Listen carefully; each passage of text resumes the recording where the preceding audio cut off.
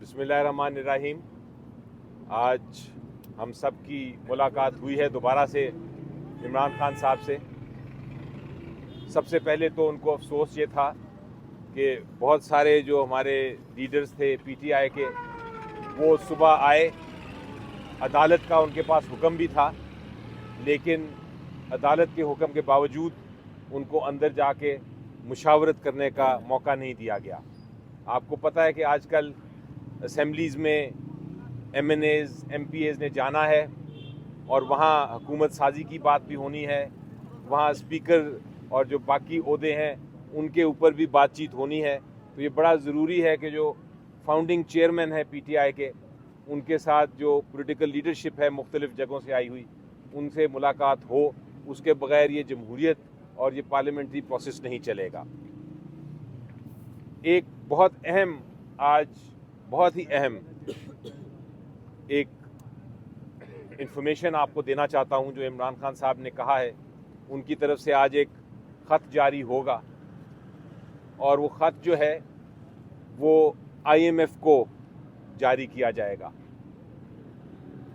I am F اور European union اور باقی جو آرگنائزیشنز ہیں، ان کا ایک اپنا مینڈیٹ ہے، اپنا ایک چارٹر ہے، اور وہ چارٹر یہ کہتا ہے کہ ملک میں اسی وقت وہ کام کرنے کی اجازت دیں گے، اسی وقت لون دیں گے.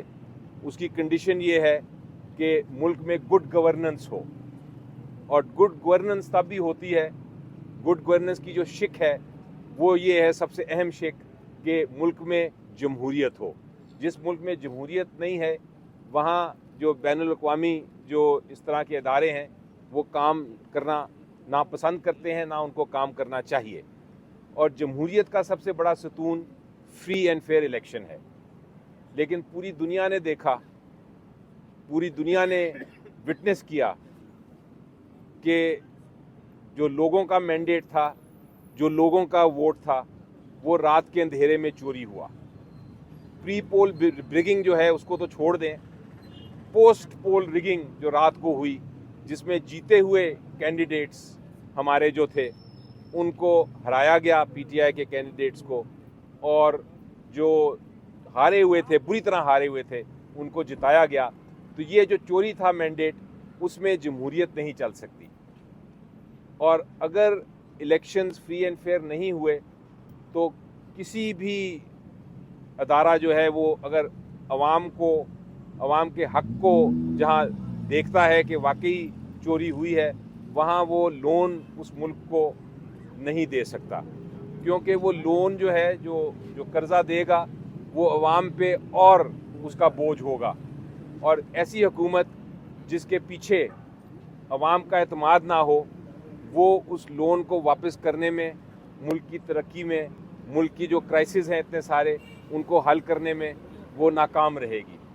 اس لیے ہمارا جو خط جائے گا عمران خان صاحب کی طرف سے آئی ایم ایف کو، اس میں ہم واضح طور پہ یہ کہیں گے کہ اگر آئی ایم ایف نے کوئی بات چیت کرنی ہے تو پہلے وہ یہ کنڈیشن یہ واضح کر دے کہ یہ جو ریگنگ ہوئی ہے جتنے حلقوں میں، ان حلقوں کے اوپر آڈٹ ہو. ایک آڈٹ ٹیم بیٹھے، independent Azad audit team, election commission of Pakistan نہیں، ایک آزاد انڈیپینڈنٹ آڈٹ ٹیم، جو کہ اگر تو سپریم کورٹ آف پاکستان کی سربراہی کے تحت بنائی جائے تو بہت اچھا ہے، لیکن اس میں جوڈیشری کا ضرور انوالومنٹ ہو، اور وہ آڈٹ کے بعد وہ فیصلہ کرے کہ جہاں جہاں دھاندلی ہوئی ہے وہاں جو کینڈیڈیٹ جیتے ہیں ان کا نوٹیفیکیشن کرے.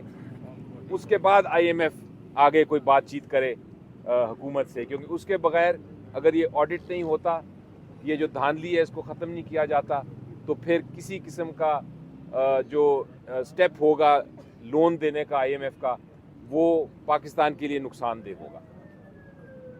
دوسری جو بڑی اہم بات تھی وہ یہ تھی کہ عمران خان صاحب کے خلاف جو کیسز کیے گئے ہیں، انہوں نے آج مجھے کہا ہے کہ میں پیغام دوں قوم کو کہ ان کی جو وائف ہیں بشرا خان، مسز بشرا خان، ان کے خلاف جو کیسز بنائے گئے ہیں اور جو سزا دی گئی ہے، وہ صرف اور صرف عمران خان صاحب کو ہیوملیٹ کرنے کے لیے دی گئی ہے.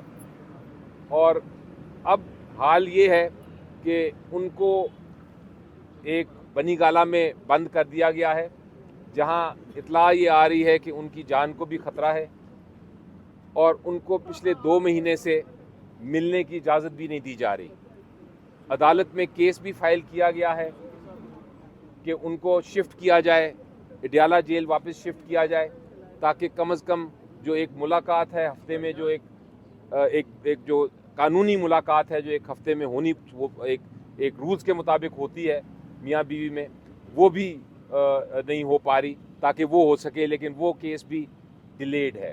تو ہمیں انسٹرکشنز دی گئی ہیں وکلا کی ٹیم کو کہ آپ فائل کریں کل کیس اور ان کو ملنے کی اجازت دی جائے، اور اس کے علاوہ جو ان کو جان کا خطرہ ہے اس کے اوپر بھی انویسٹیگیشن کی جائے.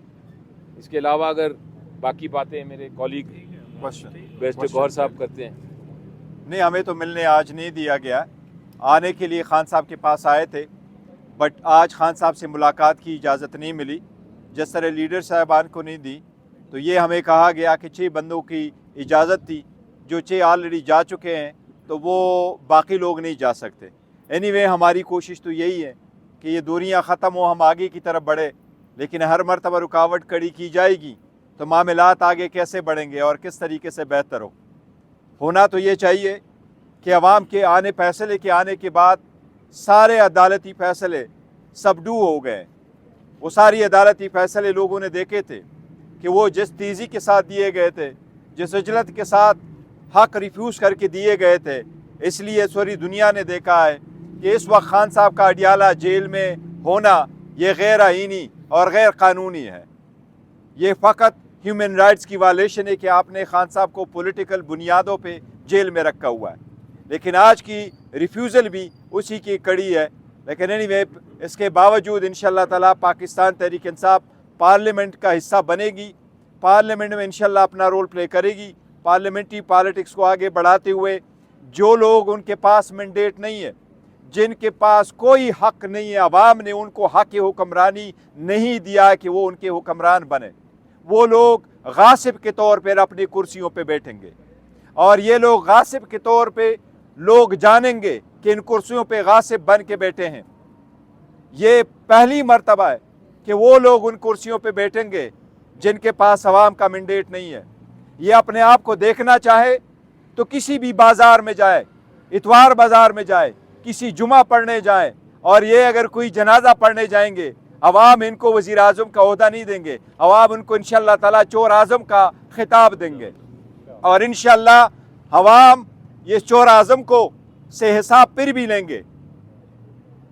پی ٹی آئی پارلیمان کی بالادستی پہ یقین رکھتے ہوئے ہم انشاءاللہ تعالیٰ پارلیمانی سیاست میں رول پلے کریں گے انشاءاللہ تعالیٰ. اچھا ظفر صاحب یہ بتائیے گا، جس طرح آپ نے بتایا کہ بانی پی ٹی آئی جو ہے وہ اب IMF کو خط لکھنے جا رہے ہیں. آپ خود ماشاءاللہ بڑے عقل مند انسان ہے، بڑا ایکسپیرینس ہے آپ کے پاس.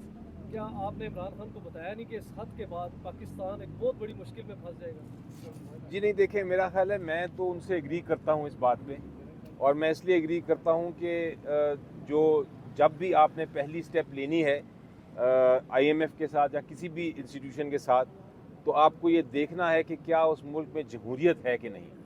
یہ جو کنڈیشن ہے کہ ایک آڈٹ ہونا چاہیے، اور آڈٹ کے بعد فیصلہ کیا جائے کہ کس کو کون جیتا کون ہارا اور الیکشن کا کیا رزلٹ ہے. جب تک وہ نہیں ہوگا تب تک ہماری جو ایک اللیجٹیمیٹ، ایک غیر قانونی، غیر آئینی ایسی حکومت جس پہ لوگوں کا اعتماد نہ ہو، اس کے ساتھ کس طرح ڈیل کی جا سکتی ہے. تو میرا خیال ہے یہ کنڈیشن جو ہے یہ بڑی ایک اس میں دیکھیں ایک چیز یاد رکھنا، پاکستان تحریک انصاف کبھی کوئی ایسی سٹیپ نہ لی ہے نہ لے گی جس سے پاکستان کی اکانومی کو نقصان ہو. ہم تو چاہتے ہیں کہ بہتری کی طرف ہو.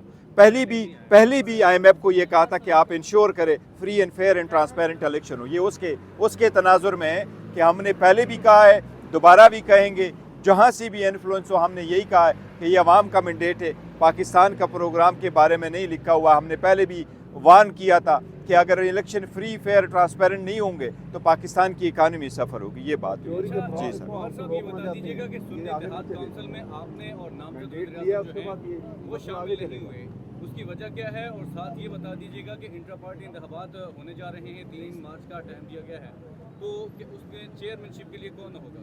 دیکھیے پہلی بات تو یہ ہے کہ جہاں آپ نے کہا کہ ہم نے نہیں جمع کر لیے تھے، ہم جمع کرتے رہے لیکن 2-3 نام بیچ میں سے رہ گئے تھے، وہ ضروری نہیں تھے اس پرپس کے لیے ہیں، تو ہم نے نامینیٹ کر دیا تھا اور سبمٹ کر رہے تھے، لیکن آخری وقت میں 1-2 نام ہم نے رکھ لیتے اپنے پارٹی کو پارلیمنٹری لیول پہ بھی ریپرزینٹ کرنے کے لیے، کہ ہم اس لیے رکھیں گے تاکہ ہم اپنے پارٹی کا وہ تشخص پھر بھی کنٹینیو کریں گے انشاءاللہ تعالی۔ 3 تاریخ کو پاکستان تحریک انصاف کے پارلیمنٹری الیکشن ہوں گے، اس مرتبہ انشاءاللہ تعالی چیئرمین شپ کے لیے ہمارے کینڈیڈیٹ علی ظفر صاحب ہوں گے انشاءاللہ تعالی، اور عمر ایوب صاحب ہمارے سیکرٹری جنرل کے لیے کینڈیڈیٹ ہوں گے۔ یہ خان صاحب کا فیصلہ ہے، ہم باقی سارے پارلیمنٹری رول پلے کریں گے انشاءاللہ تعالی، اور علی صاحب کو کامیاب کروائیں گے۔ صاحب جو ابھی آپ نے نام لیے یا ہم نے دیکھا جو وزیر اعظم نامزد ہو رہے ہیں، وزیر اعلیٰ کے پی کے ہو گئے، پنجاب ہو گئے، اس میں کسی بھی جگہ آپ کا نام نہیں، آپ بڑے مشکل حالات کے ساتھی رہے، کیا یہ جو خبریں درست ہیں کہ آپ کو سائیڈ لائن کیا جا رہا ہے؟ نہیں بالکل ایسا نہیں ہے، پارلیمنٹری پالیٹکس بڑی ایک اپنے اسٹیج کی ہے، عمر ایوب صاحب بڑے بہترین ہیں، جب خان صاحب نے فیصلہ کر لیا تھا تو 2-3 فیصلے ایون الیکشن کے پہلے وقت سے خان صاحب نے کر لیے تھے، اس کے تناظر میں ہم نے اپنے کینڈیڈیٹس کو پہلے بھی کہہ دیا تھا کہ آپ 2 سیٹوں پہ انتخاب نہ لڑے، ایک پہ کریں، کیونکہ یہ فیصلے پہلے ہو چکے تھے۔ عمر ایوب صاحب کا بہت بڑا 20 سال کا پارلیمنٹری ایکسپیرینس ہے، تو اسی لیے ان کو لایا گیا تھا، اور جمہوریت اسی کو کہتے ہیں کہ دیکھو نا، یو ڈونٹ کیپ آل جو ہے نا پوسٹ، وہ اپنے پاس نہیں رکھتے، اور آئندہ کے لیے ہم نے انشاءاللہ تعالی پارلیمنٹری پارٹی کے اپنے رول ہوں گے، اور پولیٹیکل پوزیشن ہے، اگر خان صاحب اللہ کرے جلد سے جلد باہر آ جائے تو انشاءاللہ تعالی پھر پراپر الیکشن دوبارہ کروائیں گے، اور پھر سارے جو پولیٹیکل آفیسز ہیں وہ انشاءاللہ ان لوگوں کے پاس ہوں گے جو ان الیکٹڈ ہوں گے۔ Thank you.